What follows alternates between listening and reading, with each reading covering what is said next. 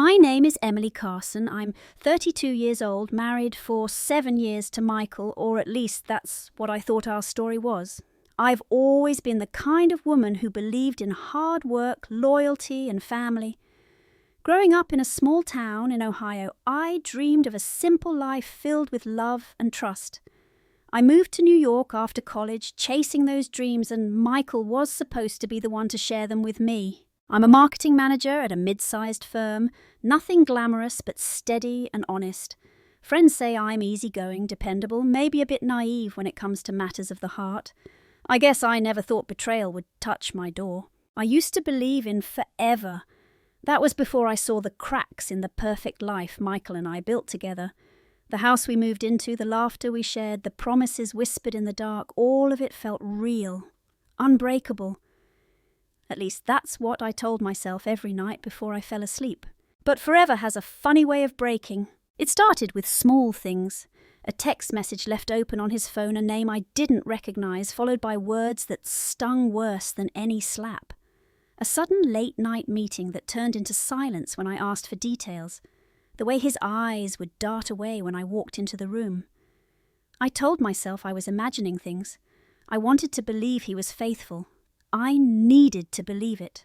But the truth has a way of clawing its way to the surface no matter how deep you bury it. One Thursday evening, rain pounding against the windows like a relentless drum, Michael told me he was working late. I waited up, heart pounding, mind racing through all the worst scenarios. The apartment felt colder, the shadows sharper. When he finally walked through the door, he was different, distant, guarded. I noticed the faint scent of unfamiliar perfume lingering on his collar, the quick swipe to hide his phone as I entered the room. I shouldn't have checked it, but I did. Scrolling through his messages, my world shattered piece by piece. Texts full of lies, secret meetings, a woman named Claire, a stranger who wasn't supposed to exist in my life. I stared at the screen, frozen, every word tearing through me like a blade. Why Claire? Why him? Why us? The next night I sat alone on the edge of our bed, clutching the phone as if it held the answers to a puzzle I couldn't solve. Memories of our life flashed through my mind, the laughter, the love, the vows we took in front of everyone. Were they all just illusions I wanted to scream, to run, to disappear? But most of all I wanted answers. I tried to confront him. Michael! Who is Claire? My voice shook with a mix of anger and desperation. He looked up, eyes calm but hollow. What are you talking about, Em? You're imagining things. No, I'm not. I saw the messages, he sighed, rubbing his face. Look, it's complicated. You wouldn't understand. That's when the first real crack appeared, not just in our marriage, but in the man I thought I knew. Over the following days, I noticed the subtle shifts. The cold distance growing between us, the whispered phone calls when I was in the other room. His family, who used to be warm and welcoming, suddenly seemed cold and guarded around me. They said nothing, but their ease spoke volumes. I realized then I was alone. Alone in a house full of shadows. Alone in a family full of secrets. And alone in a marriage built on lies. I started my own quiet investigation. I checked his social media, his schedule, even his credit card statements. Every detail added to the puzzle dinners at restaurants I'd never been to. Unexplained withdrawals, late-night messages, deleted moments before I could see them. One afternoon I found a photo hidden on his phone, Michael and Claire arms wrapped tightly, smiles that weren't meant for me. The betrayal was real, and it was far worse than I imagined. When I confronted him again, the facade cracked. Why, Michael? After everything? He didn't answer, he just looked away. But the pain wasn't mine alone. The family, the people I once trusted, were part of this too. I overheard hushed conversations between Michael and his sister Olivia, talking in codes I couldn't decipher. Olivia had always been like a sister to me, but now I saw a flicker of something darker in her eyes. Complicity, maybe even betrayal. I was starting to see that the problem wasn't just Michael's infidelity. There were deeper secrets, tangled webs of lies, betrayals and hidden agendas that I never could have guessed. One night, while Michael was out, I found a locked drawer in his study. Inside Letters, documents, photographs, evidence of something more sinister than cheating. Business deals gone wrong, threats and hints at long-buried family scandals. I realised then this was no ordinary affair. It was the tip of an iceberg that could drown us all, and I was trapped beneath the surface, gasping for air. I don't know how much longer I can hold on to the pieces of my life before everything falls apart. But one thing is certain, the trust we built is shattered. And in this family-broken trust is the beginning of war. After the storm broke inside me, there was no going back to pretending. The life I knew, the comfortable routines, the warmth I once felt had dissolved into a mist of suspicion and hurt. I couldn't look at Michael the same way anymore. Every smile seemed forced, every word hollow. Yet I was desperate for the truth, not just the surface lies, but the whole ugly picture. I knew I had to find out who Claire was, how deep this betrayal ran, and whether it was just an affair or something far worse. It started with subtle probing. I watched his patterns, the times he left the house, his texts, phone calls. I traced his steps as best I could without being obvious. But nothing prepared me for the cold, calculated world I was about to uncover. Claire wasn't some random fling. She was the daughter of a business rival Michael had sworn to stay clear of. Their connection was tangled in years of family grudges and secret deals. I found myself sinking deeper into a web of deceit far bigger than a broken marriage. One evening, after Michael left for a meeting, I followed him to a sleek restaurant downtown. The place smelled of expensive wine and secrets. I watched from a shadowed corner as Michael slipped inside, minutes later joined by Claire. Her laughter light, but with a dangerous edge. They were close, too close, their body language speaking volumes words never could. I snapped a photo, my hands trembling. This was no casual affair. It was a calculated alliance. But why? Back home I couldn't eat or sleep. The walls around me closed in tighter. I was suffocating under the weight of questions I didn't dare voice out loud. The next day I confronted Michael again, my voice barely controlled. "Who is she really? What does she want from you?" His eyes darkened. "It's complicated, Emily. You don't understand the business world. Things aren't always clean." I swallowed the bitter taste of doubt. I wanted to believe him, but his words only deepened the shadows. Desperate, I turned to his sister Olivia, the one person I thought I could trust. She had always been like family to me, warm, caring someone who made the cold family dinners bearable. I called her, trying to sound casual. "Olivia, can we talk, just us?" She agreed to meet at a quiet cafe. I arrived early, heart pounding. When she came in, her smile didn't reach her eyes. "Emily," she said softly, "I'm sorry you had to find out this way." I clenched my fists. "Olivia, what's going on? What is Michael hiding?" She hesitated, then whispered, "There's more to Claire than you know. This isn't just about an affair. It's a power play, a family war." The words hit me like a punch. "Family war," I echoed. Olivia looked around nervously. Michael's family and Claire's family have a long history, bitter rivalry, broken deals, even threats. Claire's here to take down Michael's family from the inside. I felt a cold wave of fear. Betrayal wasn't just personal anymore. It was a battlefield. Over the next weeks, I pieced together fragments of conversations, emails, and hidden documents I found in Michael's study. There were secret accounts, offshore investments, and coded messages pointing to a dangerous game of corporate espionage. I realized I was entangled in something far beyond a cheating spouse. This was war, a war fought with lies, betrayal, and ruthless ambition. And I was standing in the crossfire. I confronted Michael one last time. "Is any of this true? Are you working against your own family?" He stared at me, eyes cold and unreadable. "Sometimes you have to do what's necessary to survive, Emily. It's not black and white." I shook my head, tears blurring my vision. "You lied to me, to our family." He didn't answer. That night I lay awake, my mind racing. I was trapped in a house full of secrets, with a husband whose love I could no longer trust, and a family divided by shadows. But I refused to be a victim. I had to uncover every secret, expose every lie, because if I didn't, they would destroy me. The fragile walls of what I once called family began to crumble around me, revealing fractures I had never imagined existed. Michael's betrayal wasn't just a secret affair, it was a catalyst that ignited years of buried resentment and simmering tensions. Suddenly, the people I thought were my allies turned distant, even hostile. After my conversation with Olivia, I realized how alone I truly was.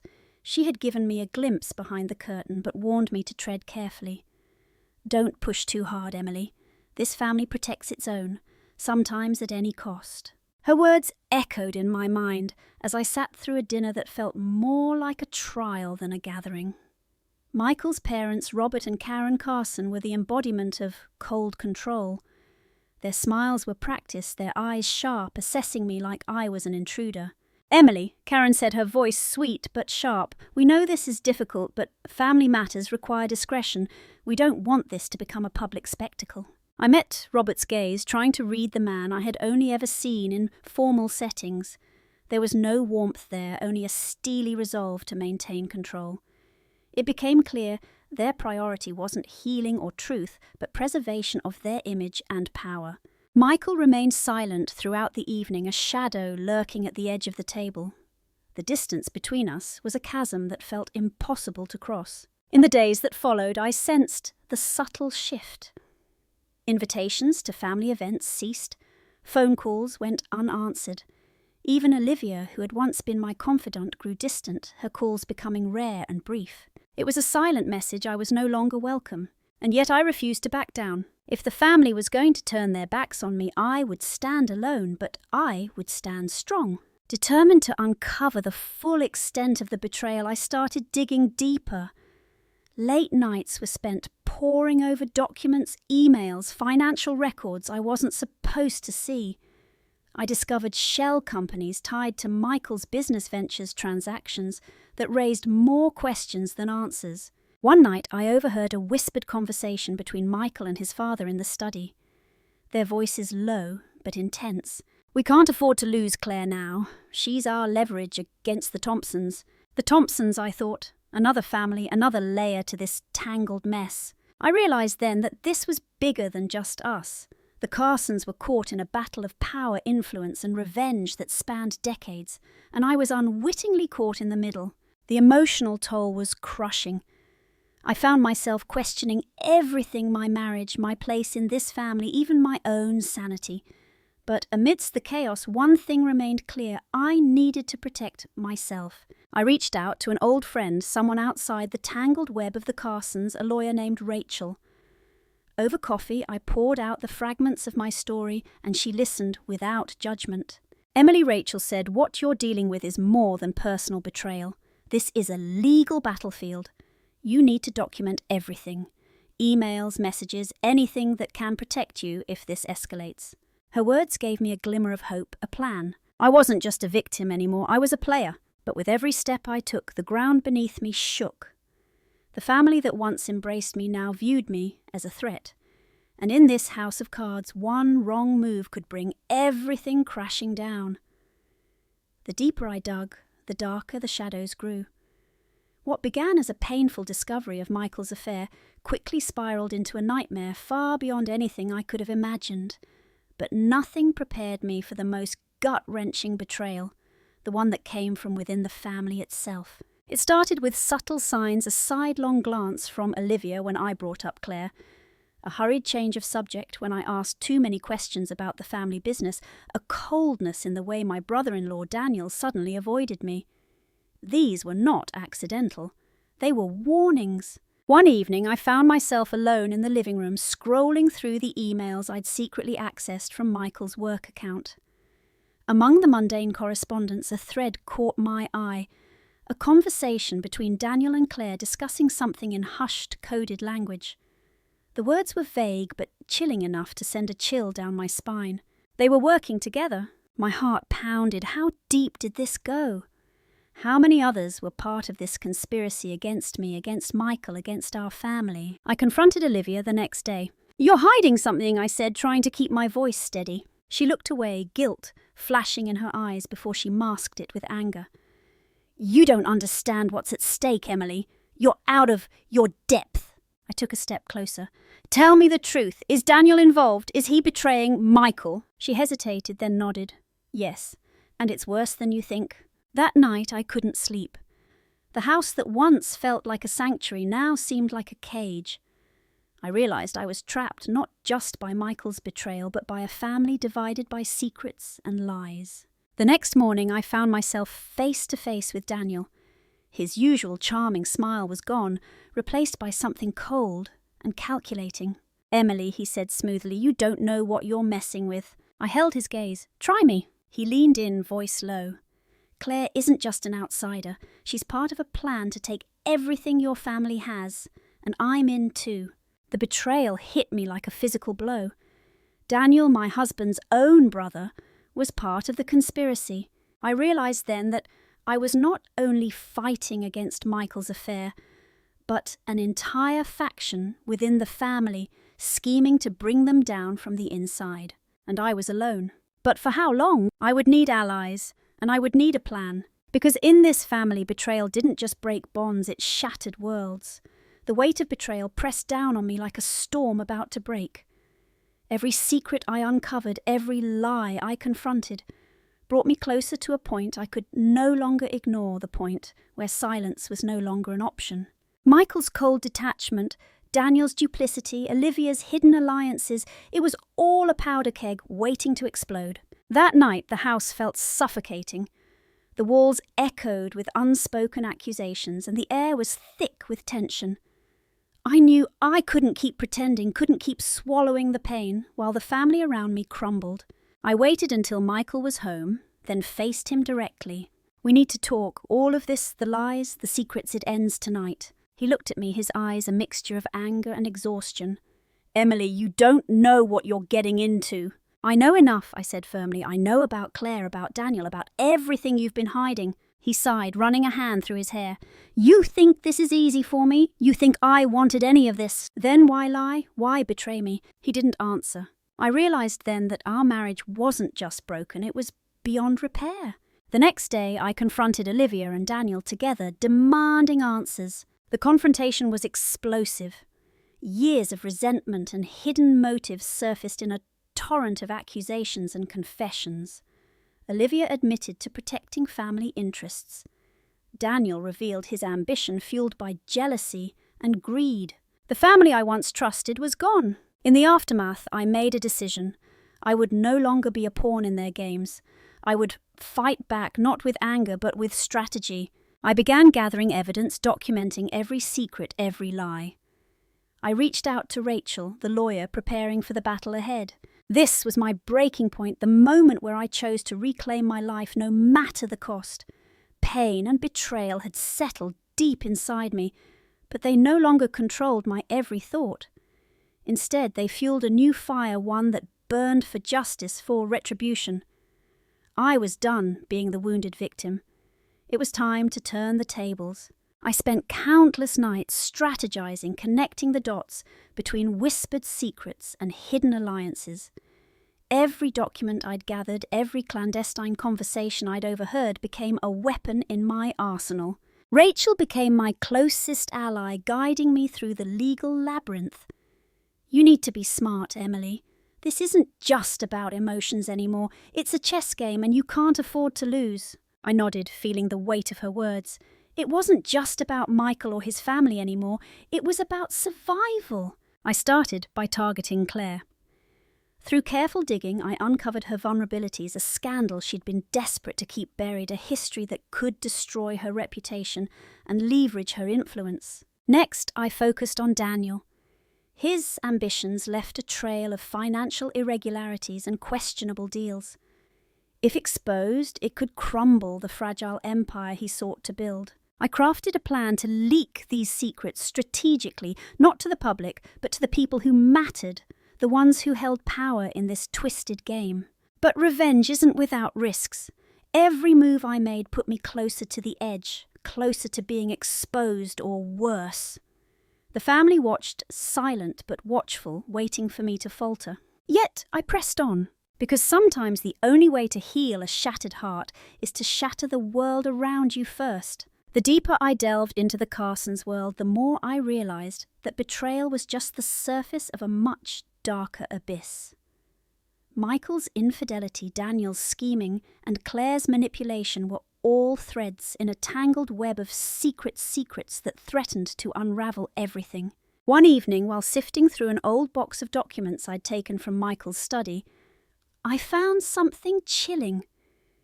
A faded photograph of a car accident from years ago, along with a series of letters hinting at a cover-up involving Robert Michael's father. My hands trembled as I read.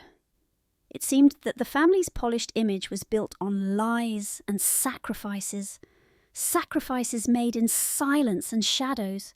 I confronted Olivia again, pressing for answers. Her facade cracked. "You don't know what you're meddling with, Emily. The Carsons protect their own, no matter the cost. That accident, it changed everything. We buried it to save the family." The truth was heavier than I could bear. A man had died, consequences swept under the rug, and the family's fortune was stained with blood and silence. This revelation shifted everything. My fight was no longer just personal. It was a battle against a legacy of darkness. As I pieced together more evidence, I realized the stakes were higher than ever.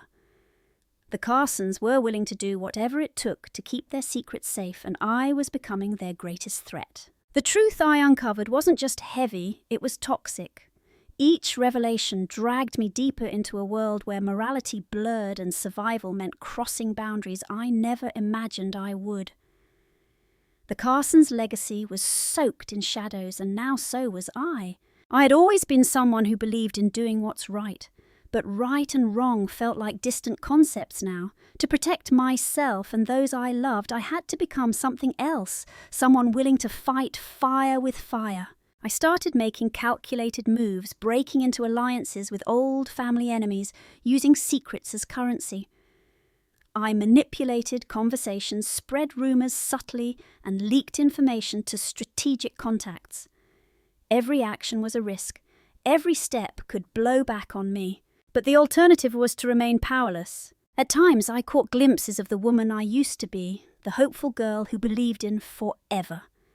Yet she was fading fast, replaced by someone hardened, sharper, and more dangerous. Michael noticed the change. One night his voice cracked as he said, "Emily, this isn't you. Don't lose yourself in this." I looked at him, eyes cold but resolute. I lost myself the day I found out the truth. Crossing lines was no longer a choice. It was a necessity. Because in this game, if you don't take control, you become the pawn. The web of lies that once held the Carson family together began to unravel thread by thread. My carefully laid plans were working secrets, leaked alliances, fractured trust evaporated. The family's polished veneer cracked, exposing wounds too deep to hide. At a gathering meant to display unity, tension hung thick in the air. Whispers replaced laughter. Suspicious glances cut through forced smiles. Michael's once confident demeanour faltered under the weight of mounting accusations. Daniel's ambitions unravelled as financial discrepancies surfaced, shaking his standing. Olivia found herself isolated, her previous influence slipping away. And me, I watched, from the sidelines, no longer the victim but the force driving the collapse. But power came with a price. Friends turned into foes. Allies became threats. Every move sparked retaliation. Every victory bred new dangers. As the family crumbled, so did my sense of safety. The battlefield was no longer just corporate or legal. It was personal. The unravelling had begun, and no one would emerge unscathed. When the dust finally settled, what was left was a wreckage of broken promises, shattered relationships, and scorched earth. The fallout from the war within the Carson family was devastating, more than I ever anticipated. Michael retreated into himself, a ghost of the man I once loved. His empire was crumbling, his alliances broken. He no longer looked at me with the same eyes, those filled with hope and love, but with a hollow resentment that cut deeper than any betrayal. Daniel faced public disgrace, his ambitions crushed under the weight of exposure. Olivia's silence was louder than words as she disappeared from the family's sphere, her influence gone. As for me, the cost was steep. I lost the family I thought I had, the life I once dreamed of, and parts of myself I'm still trying to reclaim. But amidst the ruins, a small spark remained, the possibility of a new beginning. Because sometimes after the worst storms, the only way forward is through the rubble. The silence that followed the storm was deafening.